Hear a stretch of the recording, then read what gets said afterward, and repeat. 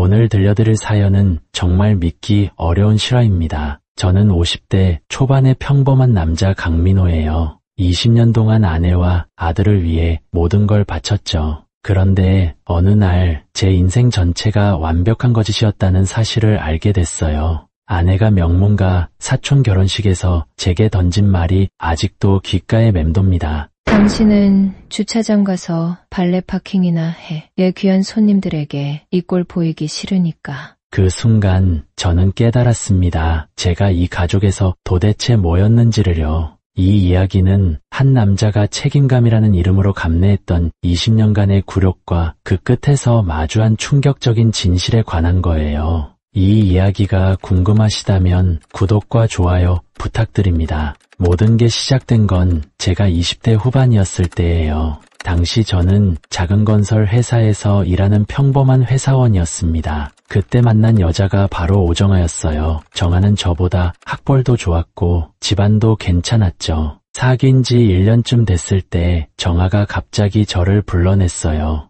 임신했다고 했습니다. 그리고 제가 책임지지 않으면 아이를 입양 보낼 수밖에 없다고 했어요. 그 말을 듣는 순간 제 가슴이 철렁 내려앉았죠. 저는 그 자리에서 결혼을 결심했습니다. 하지만 문제는 돈이었어요. 시골에 계신 부모님께 전화를 드렸습니다. 결국 부모님은 평생 살던 시골집을 담보로 잡아 5천만 원을 마련해 주셨어요. 60평생 땀 흘려 일하신 부모님의 마지막 보루를 제가 빼앗는 기분이었죠. 결혼 준비를 하면서 정아가 전세집 계약을 혼자 알아서 하겠다고 했어요. 저는 아무 의심 없이 그러라고 했습니다. 결혼 후 정아가 데려간 집은 낡은 상가 건물의 관리실이었어요. 정아는 아버지 건물이라 공짜로 쓸 수 있다고 전세금은 잘 굴려서 불리겠다고 했죠. 나중에 알고 보니 부모님이 담보로 받은 그 5천만 원은 정아의 친정 사업 자금으로 빠져나가 있었습니다. 저는 아무것도 몰랐어요. 몇 달 후 아들 한결이가 태어났습니다. 한결이를 처음 안았을 때의 그 감동은 지금도 잊을 수 없어요. 하지만 한결이는 자라면서 계속 아팠습니다. 결국 특수 교육이 필요하다는 진단을 받았죠. 그때부터 정말 힘든 시간이 시작됐어요. 저는 낮에는 상가 관리를 하고 밤에는 대리운전을 시작했습니다. 그렇게 번 돈은 모두 한결이에게 쏟아부었어요. 아내 정아는 대기업에 취직해서 승승장구했지만 자신의 월급은 자기 관리와 인맥 유지에만 썼습니다. 저는 매일 새벽 4시에 일어나 상가 청소를 했어요. 낮에는 건물 관리를 하다가 저녁 6시부터는 대리운전 기사로 나갔죠. 밤 12시가 넘어서 집에 들어오는 게 일상이었어요. 50대 초반인데 60대처럼 늙어 보였습니다. 반면 아내 정아는 대기업 임원이 됐어요. 명품 옷을 입고 실제 나이보다 훨씬 젊어 보였죠. 정아는 집에 오면 저를 노골적으로 무시했습니다. 왜 이렇게 냄새가 나냐고 50대의 대리운전이라니 창피해서 친구들한테 말도 못하겠다고요. 그 말을 들을 때마다 숨이 막혔어요. 제 몸에서 정말 대리운전 기름 냄새가 났을까요? 목구멍까지 말이 올라왔지만 부모님 생각에 차마 소리를 지를 수 없었습니다. 담보 잡힌 시골집을 생각하면 이 가족만은 지켜야 한다는 생각뿐이었죠. 한결이는 20살이 됐지만 여전히 특수 교육을 받고 있었어요. 그런데 신기한 건 한결이가 저나 아내를 전혀 안 닮았다는 거였습니다. 어느 날 어머니께서 전화를 하셨어요. 손주가 저랑 정말 안 닮았다고 혹시 하고 말씀하셨죠. 어머니의 목소리에는 불안함이 묻어 있었습니다. 하지만 저는 그 말을 흘려들었어요. 설마 했죠. 정아의 조롱은 점점 더 노골적으로 변했어요. 어느 날 정아가 말했습니다. 한결이가 저를 안 닮아서 정말 다행이라고요. 저처럼 생기고 저처럼 무능하면 얼마나 끔찍하냐고 했어요. 그 순간 어머니의 불길한 말씀이 스쳐 지나갔죠. 하지만 저는 아무 말도 하지 못했습니다. 정아는 제가 좀 더 능력 있었으면 우리가 이런 데서 살겠냐고 비웃었어요. 저는 더 이상 참을 수가 없었어요. 방으로 들어가서 이불을 뒤집었었습니다. 20년 전 부모님이 집을 담보로 잡으시던 그날이 떠올랐어요. 그 희생이 이렇게 짓밟히고 있었습니다. 가슴이 찢어질 것 같았어요. 그렇게 1년이 더 흘렀어요. 어느 날 정아가 들뜬 목소리로 말했습니다. 다음 주 토요일에 사촌 결혼식이 있는데 명문가 결혼이니까 제대로 차려입고 가야 한다고요. 저는 고개를 끄덕였어요. 정아의 친척 모임은 항상 부담스러웠지만 가족 행사니까 당연히 가야 한다고 생각했죠. 결혼식 당일 저는 제일 좋은 옷을 꺼내 입었습니다. 그래봤자 10년 전에 산 낡은 정장이었어요. 한결이도 단정하게 옷을 입혔죠. 결혼식장에 도착하자 정아의 표정이 굳었습니다. 제 옷을 보고 보기 민망하다고 했어요. 오늘 오는 사람들이 얼마나 대단한 분들인데 그러냐고요. 정아는 한숨을 쉬더니 저를 한쪽으로 끌고 갔어요. 가족 대기실 앞이었습니다. 그리고 말했죠. 미안한데 주차장 가서 발레 파킹 좀 도와달라고요. 제가 그 꼴로 친척들 앞에 나서면 자기만 창피하다고 귀한 손님들에게 이 꼴 보이기 싫으니까 제발 좀 알아서 하라고 했어요. 그 말을 듣는 순간 세상이 멈춘 것 같았어요. 저는 정아의 남편이었습니다. 20년 동안 이 여자와 한결이를 위해 모든 걸 희생했어요. 부모님의 집까지 담보로 잡아가며 이 사람을 믿었죠. 그런데 지금 이 여자는 저를 가족이 아니라 용역 취급하고 있었습니다. 주변에 있던 정아의 친척들이 이 광경을 보고 있었어요. 몇몇은 수군거렸고 몇몇은 비웃는 표정이었죠. 저는 떨리는 목소리로 말했어요. 나는 내 남편이라고요. 정아는 차갑게 말했습니다. 그러니까 좀 알아서 처신하라고. 저 때문에 자기가 얼마나 망신당하는지 아냐고요. 정아는 그렇게 말하고는 한결이만 데리고 대기실로 들어갔어요. 저는 그 자리에 혼자 남겨졌습니다. 주차장으로 내려가는 계단을 걸으며 눈물이 났어요. 아니, 울고 싶었지만 눈물도 나오지 않았습니다. 그냥 텅 빈 기분이었죠. 20년간 쌓아온 제 자존심이, 제 존재가 완전히 무너지는 순간이었어요.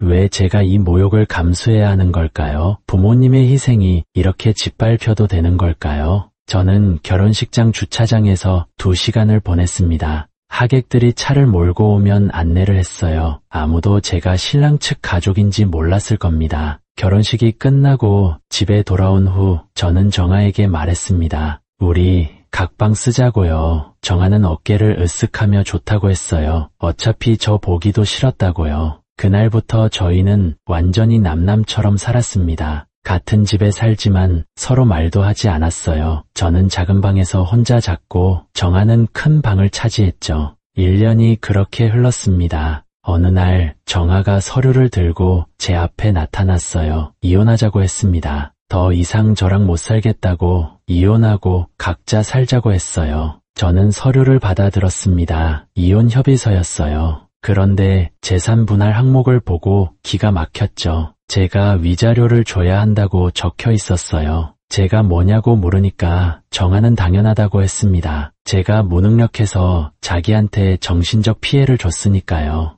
어이가 없었어요. 20년 동안 제가 희생한 건 아무것도 아닌 모양이었습니다. 저는 말했어요. 좋아, 이혼은 하되 내 방식대로 하겠다고요. 저는 변호사를 찾아갔습니다. 그리고 정식으로 이혼 소송을 준비했어요. 이혼 소송이 시작됐어요. 변호사와 상담하면서 지난 20년을 정리했습니다. 부모님이 담보로 잡힌 돈이 어디로 갔는지, 제가 벌어온 돈이 얼마나 되는지 모든 걸 하나하나 따져봤죠. 그러던 중 변호사가 조심스럽게 말했어요. 아드님이 쟤를 정말 안 닮았다고 혹시 친자 확인은 해봤냐고요. 그 말을 듣는 순간 모든 게 연결됐어요. 어머니의 불안한 목소리가 떠올랐습니다. 손주가 너랑 정말 안 닮았더라. 그리고 정아가 했던 잔인한 말도요. 한결이가 당신을 안 닮아서 정말 다행이에요. 그 말 속에 숨겨진 진실이 있었던 걸까요? 저는 며칠을 고민했어요. 한결이는 제 아들이었습니다.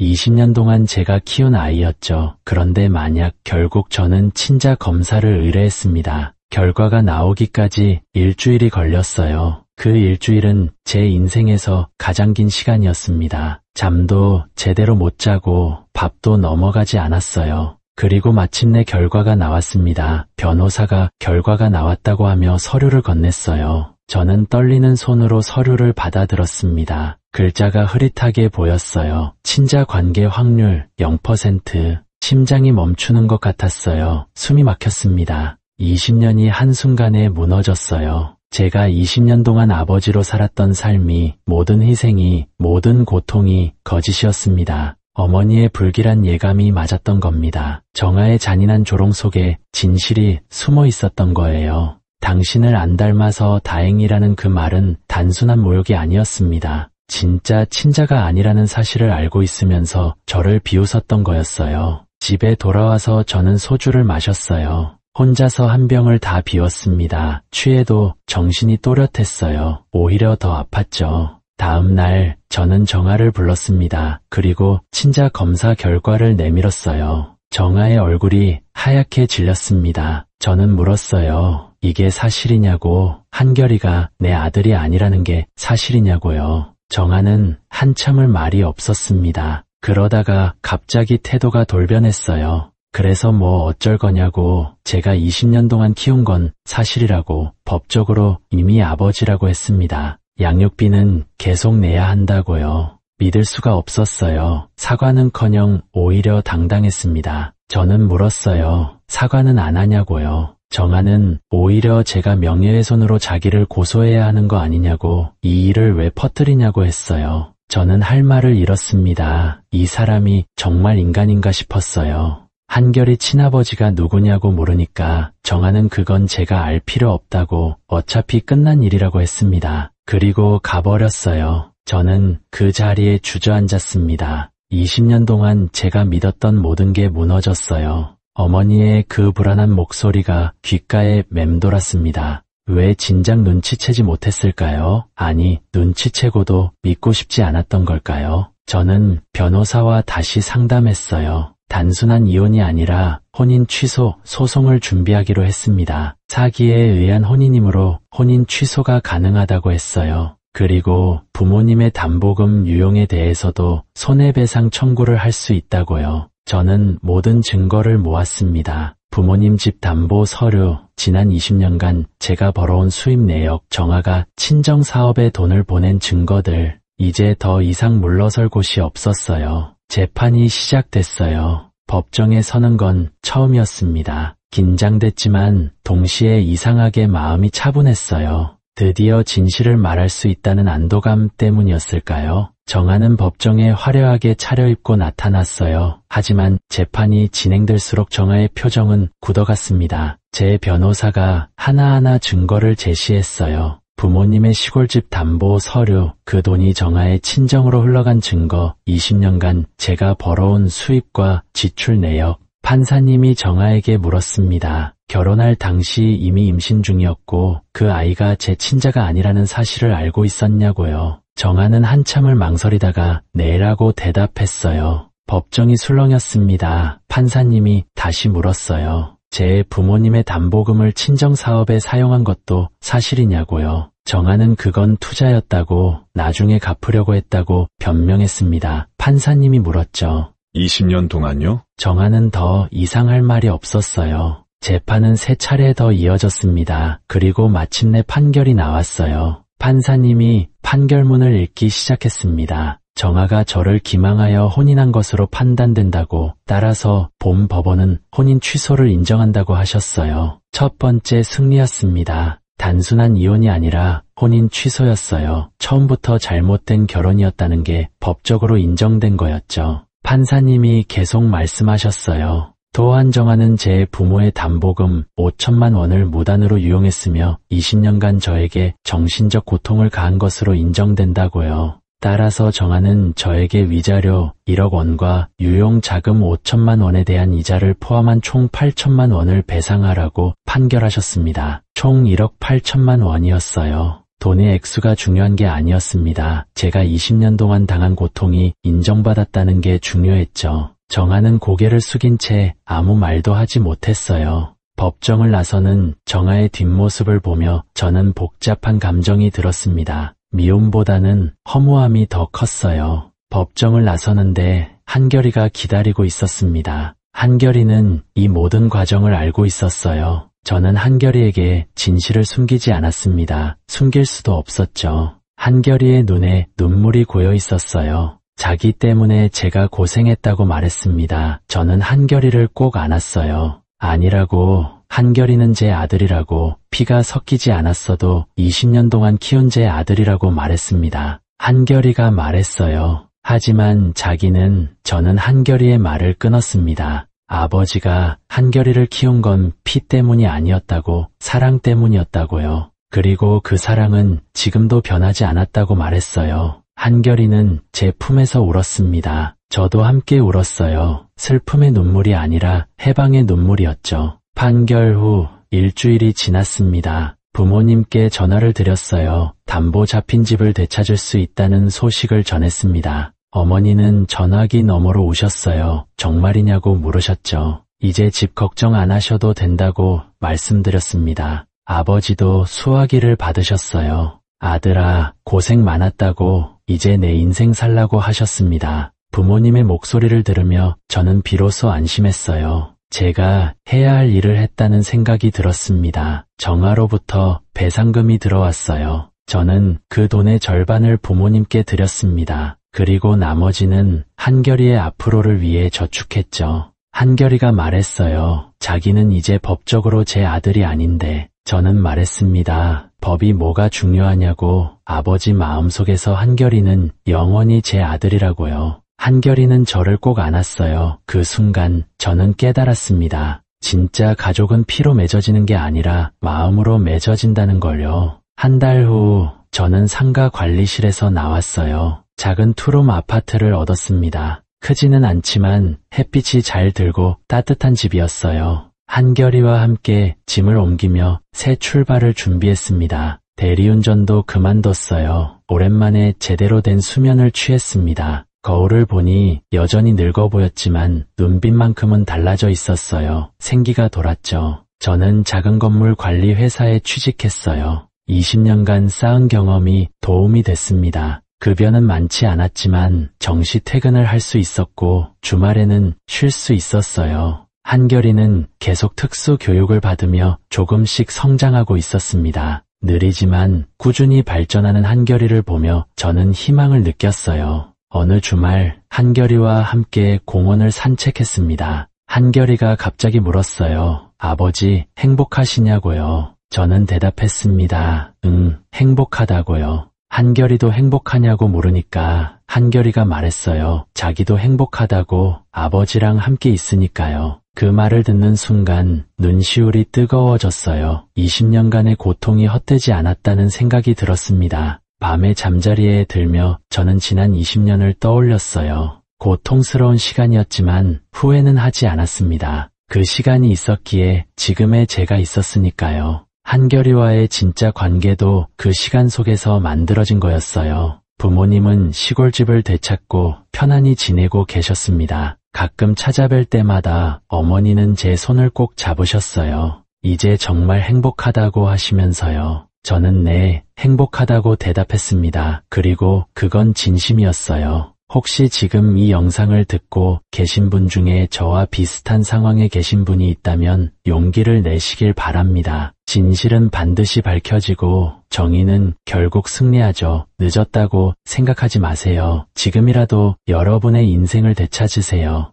이 이야기가 여러분께 어떤 의미로 다가왔는지 댓글로 나눠주시면 감사하겠습니다. 비슷한 경험이 있으신 분들 혹은 이 이야기에 대한 생각이 있으신 분들 모두 환영합니다. 여러분의 이야기를 듣고 싶어요. 긴 이야기 끝까지 들어주셔서 감사합니다. 여러분 모두 행복하시길 바랍니다.